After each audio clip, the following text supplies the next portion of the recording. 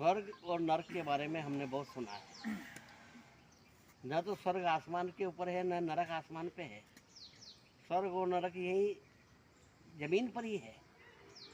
स्वर्ग और नरक सिर्फ प्रतीक के रूप में है, जिनके बारे में हम जानकर प्रेरणा लें और हमारे जीवन को या तो नारकीय बना लें या स्वर्ग के सुख से ओत-प्रोत कर लें।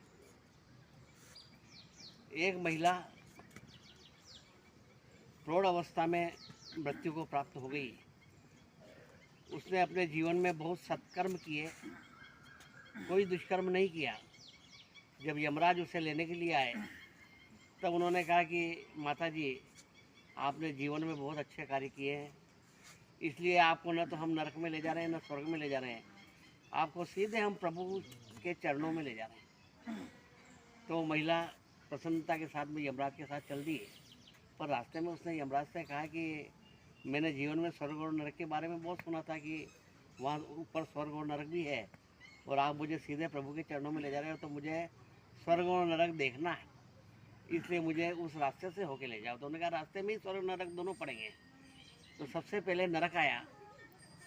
नरक के दरवाजे में वो जैसे ही घुसे तो वहाँ खूब रोने पीटने की आवाज़ें आ रही थी।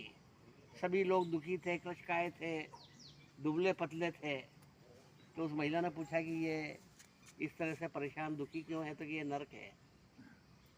वहाँ पे एक नारकीय प्राणी से पूछा कि तुम क्यों रो रहे हो, तो कि हम भूख के मारे बिलबिला रहे हैं, हमें कुछ भी खाने को नहीं मिला।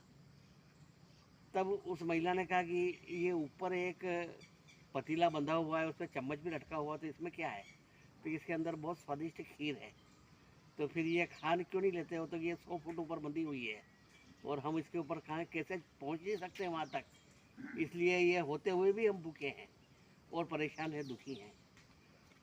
आगे फिर वो सफ़र जारी हुआ और वे स्वर्ग में पहुँचे। स्वर्ग के दरवाजे में प्रवेश करते ही देखा कि सभी स्वर्ग के लोग बड़े प्रसन्नता का अनुभव कर रहे थे और सुखी थे। तब उस महिला ने उनसे पूछा कि आप तो कि हमको तो सब कुछ बढ़िया है, यहाँ पे भोजन वगैरह सब बढ़िया मिल रहा है और हम आनंदित हैं।